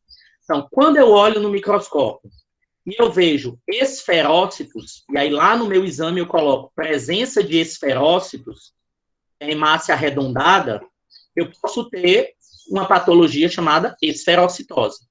Se eu tenho hemácias em alvo, o que é hemácia em alvo? Ela é uma hemácia do jeito que ela é para ser, só que ela tem o centro é mais vermelhinho, aqui é mais claro e aqui é mais vermelhinho, então fica parecendo um alvo, tá? Eu posso ter deficiência de ferro ou uma doença hepática. Se eu tenho drepanócito, eu posso ter anemia falciforme. Se eu tenho uma hemácia crenada, eu posso ter uma síndrome hemolítica urêmica, tá? E aí, a gente tem todas esses modelos de hemácia com as patologias que cada um pode estar indicando, certo? E aí, alterações nos leucócitos. Eu posso ter granulação no leucócito que não é para ter, tá? Eu posso ter plaquetas enormes ou plaquetas já menores do que elas já são, e cada uma relacionada a uma síndrome ou a uma doença específica, tá? Então, por exemplo, se eu vejo, né, granulações tóxicas dentro de um leucócito, pode ser, por exemplo, um processo infeccioso, mas também pode ser gravidez, tá? Acontece isso, a gente consegue identificar no exame de sangue, mas, obviamente, eu não vou dizer que uma pessoa está grávida ou não, porque ela tem uma granulação dentro de um leucócito que não era para ter, certo? Tem outras formas mais simples de eu dizer que uma pessoa está grávida, certo? E aí, finalmente, aqui um exemplo de hemograma, tá? Mostrando o hematócrito, hemoglobina, contagem de hemácias, contagem de leucócito, contagem diferencial, quantidade de plaquetas, tá? Por decilitro de sangue, ok? Então, os neutrófilos, eles correspondem a 50% a 70% do sangue, dos leucócitos do sangue, os eosinófilos de 1 a 4%, o basófilo é menos de 1%, os linfócitos de 20 a 40%, e os monócitos de 2 a 8%, tá, do sangue, dos leucócitos que a gente tem correndo no sangue. E o hematócrito, aqui do sangue, só para vocês verem, né, que é aquele, quando a gente faz o tubinho, né, para que ele centrifugue o sangue, a parte de cima, que é amarelada, cerca de 55% a 58% é plasma, 1% é leucócito, e 42% são as hemácias todas amontoadas umas em cima das outras, quando a gente centrifuga o sangue, que é aquela fotinha que tem bem no primeiro slide da nossa aula de hoje, tá? E aí, concluindo, a gente pode dizer que o sangue é composto por uma parte líquida e uma parte sólida. A parte líquida é formada por água, moléculas orgânicas, vitaminas, íons, gases e minerais. A parte sólida, hemácias, leucócitos, plaquetas, produzidos na medula óssea por intermédio de substâncias chamadas citocinas, e as hemácias contêm hemoglobina, que ela é responsável pelo transporte de gases. O número de hemácias, o hematócrito e a hemoglobina são indicadores de anemia em um hemograma, tá? E aí, por fim, Os leucócitos são os responsáveis pela proteção contra agentes externos, sendo que cada tipo de leucócito tem uma função específica no combate a esses agentes externos.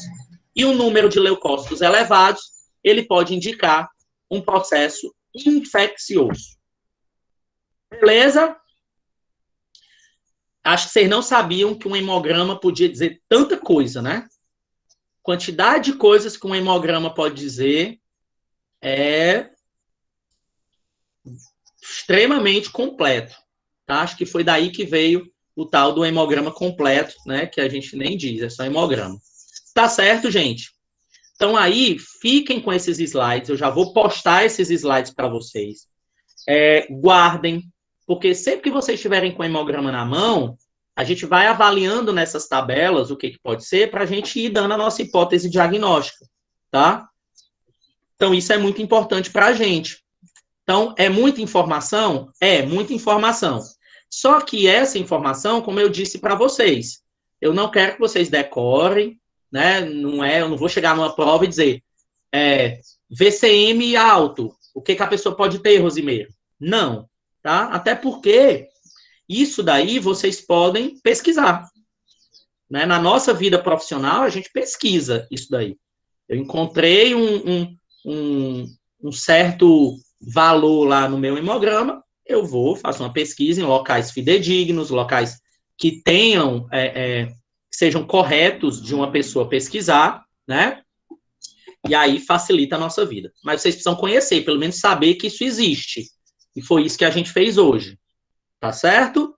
Então, gente, é isso. Se tiverem alguma dúvida, né, podem ficar à vontade. Eu vou pedir uma coisa para vocês. Entrem no portal acadêmico de vocês e respondam a pesquisa da CPA, por favor. Tá? Ela é muito importante para a gente, né? Para mim, como professor, ela é muito importante. Tá? Então, respondam lá, por gentileza. Terminamos a nossa aula de hoje, né? E aí, fiquem à vontade para fazer perguntas ou então estão liberados para almoçar. Boa tarde para todos, um beijo, um abraço aí no coração de vocês, tá? Eu acho que até o final do mês, Renilda, tá? Até o final do mês vocês podem responder, ok? Então, boa tarde para vocês. Oi, Rose. Boa tarde. Professor, o senhor é farmacêutico, né? Sim. Porque o jeito que o senhor explica, a gente, assim, eu não conhecia o senhor, né? Eu não tinha ainda aulas com o senhor. E a maneira com que o senhor explica é tão bem explicadinho, porque teve coisa que eu nem aprendi, eu juro por Deus. Teve uma cadeira da gente, fisiologia, que, assim, o professor era muito bom também, não era ruim. Eu acho que quem não aprendeu realmente fui eu. Mas, assim, o senhor explica de uma forma tão assim, compensada, uma coisa muito tão... obrigado, ganhei minha tarde. Adorei, gostei muito. Não tinha assistido ainda as outras aulas do senhor, assim, na hora, só depois, né? Uhum. Por conta dos estágios. Mas parabéns, viu? O senhor ensina muito muito obrigado. Bem. Fico muito feliz com o feedback de vocês, tá? De verdade, isso me ajuda muito a... Eu sei que é muita coisa, tá? Eu sei que é muita coisa. A gente, às vezes, tem que correr. Vocês viram que hoje eu praticamente falei de 10h20 até agora, né? Mas eu não vou, obviamente, tá? Ser maluco de cobrar coisas de vocês que vocês não tenham tempo para pesquisar, que vocês não possam ter acesso, né? Porque é impossível. Nem eu sei isso daí decorado, tá? Que estudo isso há muito tempo, sou professor. Então, se você chegar para mim e disser assim, um hemograma em que a pessoa tá com um VCM aumentado, neutrofilia e trombocitopenia, o que a pessoa pode ter? Eu vou ter que olhar, tá? A gente tem ali uma base, né? Se a pessoa está com hemoglobina aumentada, pode ser uma anemia hemolítica. Se a pessoa está com trombocitopenia, tem alguma coisa aí que está diminuindo a quantidade de plaqueta dessa pessoa. Mas a gente tem que olhar, tá? Então, não fiquem enlouquecidos porque é muita coisa, porque a nossa finalidade aqui é jogar para vocês uma informação, para vocês, pelo menos, quando forem se deparar com isso na rotina de vocês, que é muito mais a de vocês do que a minha, da enfermagem, porque eu faço o exame. Eu mando para vocês esses resultados. Vocês vão ter que interpretar. Vocês vão ter que pegar o resultado que eu, como farmacêutico, mando e dizer, o cara tá com VCM aumentado, o cara tá com CHCM diminuído, o cara tá com a anisocitose. Tá? E aí, o que ele tem? Isso é muito mais de vocês do que de mim, tá? Então, vocês, aqui é pelo menos para quando vocês pegarem isso na prática clínica de vocês ser assim, eu lembro que o professor Felipe falou alguma coisa sobre talassemia, vou lá e vou dar uma olhada. Eu lembro que o professor falou sobre leucemia, eu vou lá e vou dar uma olhada. Né? Então, a finalidade é essa, tá certo? Então, gente, ó, boa tarde, obrigado aí por estarem aqui comigo até agora, obrigado aí pela Rose ter gostado, né, a Renilda também. Então, ó, beijo para vocês e até semana que vem, tá? Tchau, tchau, tchau.